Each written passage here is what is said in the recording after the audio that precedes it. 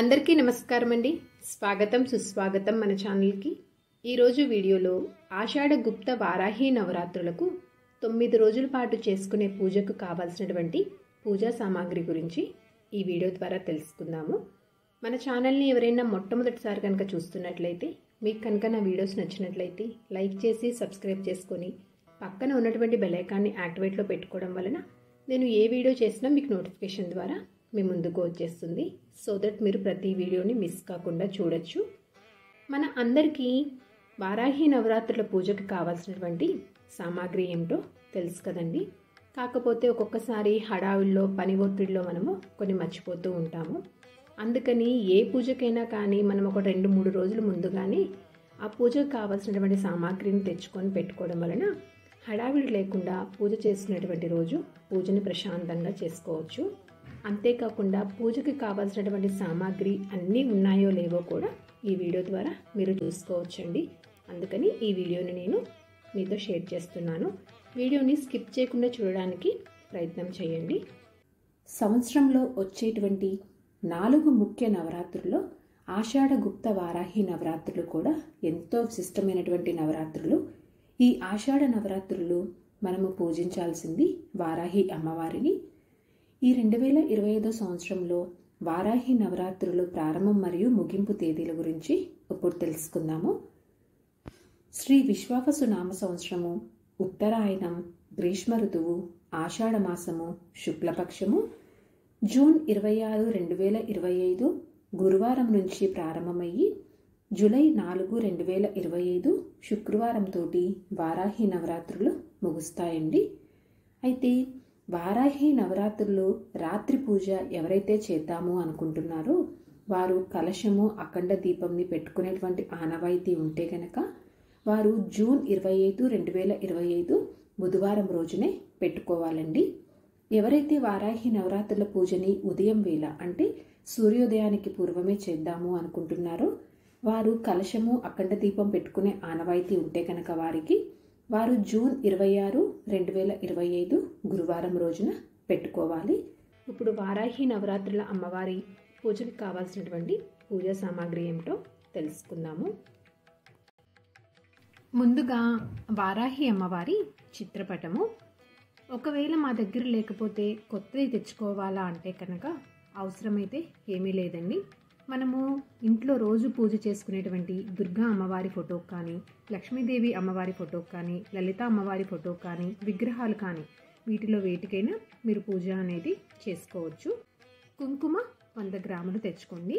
కుంకుమ పూజ కోసము, అలాగే దేవుళ్ళకి బొట్లు పెట్టడం కోసము, అలంకరణ కోసము మనకు ఉపయోగపడుతుంది. పసుపు 100 గ్రాములు. పసుపు గణపతిని చేసుకోవడం కోసము, అలాగే ఆసనం మీద రాసుకోవడం కోసము, అలాగే కాళ్ళకి రాసుకోవడం కోసం కూడా ఉపయోగపడుతుంది. గంధము 1 డబ్బా. ఆసనము 2 అండి. అమ్మవారికి 1.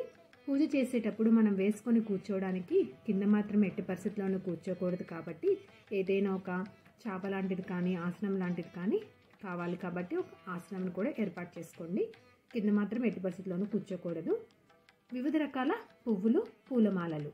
వారాహి అమ్మవారు భూమాత కనుక ప్రత్యేకంగా ఈ పువ్వు, ఈ రంగు అనైతే ఏమీ లేదండి. మనకి ఏవి అందుబాటులో ఉంటే వాటితోటి మనము ఆ పువ్వులతోటి పూజించవచ్చు ఆ తల్లిని. అక్షింతలు.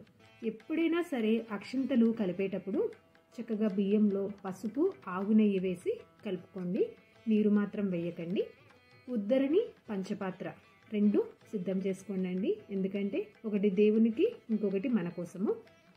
గంట, తమలపాకులు. నైవేద్యం కోసము బెల్లము.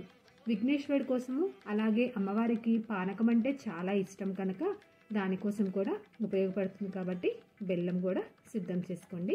ఎవరైతే కలశంని పెట్టుకొని పూజిద్దాము అనుకుంటున్నారో వారు కలశం కోసము రాగి చెంబుని, జాకెట్ పీసెస్ని, కొబ్బరికాయని, బియ్యంని వీటి అన్నిటినీ కూడా సిద్ధం చేసుకోండి. వత్తులు, అగ్గిపెట్టి, సాంబ్రాణి కడ్డి, ముగ్గు వేసుకోవడానికి బియ్యపిండి, ఆ విఘ్నేశ్వరునికి అలాగే వారాహి అమ్మవారికి వేయడం కోసము పత్తి వస్త్రాలు, నైవేద్యం కోసము వివిధ రకాల పండ్లు, అలాగే వడపప్పు, పానకంని తప్పకుండా సమర్పించాలండి. పానకం అంటే అమ్మవారికి చాలా ఇష్టము. పానకంలో ఎట్టి పరిస్థితుల్లోనూ మిరియాలు మాత్రం వేయకండి. మీ శక్తి కొలదు ఏ రోజు ఏ నైవేద్యం సమర్పించాలి అని ఆల్రెడీ నేను మన ఛానల్లో వీడియో చేసి పెట్టానండి. దాని లింక్ అనేది డిస్క్రిప్షన్లో ఇస్తాను. మీ శక్తి కొలది అవి చేసి నివేదించండి. ఇవి ఏమీ చేయలేము అనుకుంటే అమ్మవారికి పానకం సమర్పించినా కూడా సరిపోతుంది. ఆ తల్లి చాలా సంతోషిస్తుంది. కర్పూరము మంగళహారతి కోసము, అలాగే హారతి ఇవ్వడం కోసం హారతి పళ్ళెము, పచ్చ కర్పూరము, దీపపు కుందులు, దీపారాధన కోసము ఆవు నెయ్యి లేదా నువ్వుల నూనెని సిద్ధం చేసుకోండి.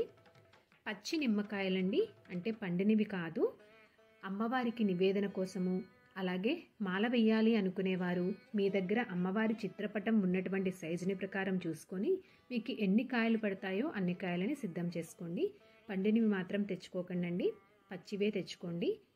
కలశం కోసము కొబ్బరికాయ, అలాగే 9 రోజుల పాటు కొబ్బరికాయ నివేదన చేద్దాము అనుకునేవారు 9 కొబ్బరికాయలను తెచ్చుకోండి. చివరిగా అద్దము, పూజ అయిన తర్వాత అమ్మవారికి చూపించడం కోసము అద్దంని కూడా సిద్ధం చేసుకోండి. ధూపం వేయడం కోసము సాంబ్రాణి పౌడర్ని కానీ ధూపం కప్స్ని కానీ సిద్ధం చేసుకోండి. మీ దగ్గర కనుక ఒకవేళ ఉంటే, మీకు అందుబాటులో ఉంటే వారాహి అమ్మవారి దీపంని, కామాక్షి దీపంని, వీటి అన్నిటినీ కూడా సిద్ధం చేసుకోండి. లేకపోయినా పర్వాలేదు, ఉంటే కనుక వాటిని కూడా సిద్ధం చేసుకోండి.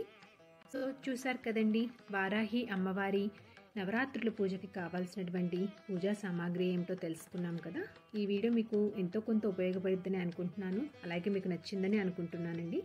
నేను వీడియోస్లో తెలియజేసేటువంటి ఇన్ఫర్మేషన్ అనేది ఎంతో కొంతమందికి ఉపయోగపడిద్ది అనుకున్నట్లయితే మీ ఫ్రెండ్స్ అండ్ ఫ్యామిలీ మెంబర్కి షేర్ చేసి మీ సపోర్ట్ అందిస్తారని ఆశిస్తున్నాను. ఇంకొక మంచి కంటెంట్ తోటి, ఇంకొక యూస్ఫుల్ వీడియో తోటి మిమ్మల్ని మళ్ళీ కలుస్తానండి. అంతవరకు సెలవు, మరి ధన్యవాదములు. సర్వేజన సుఖినో భవంతు. స్వస్తి.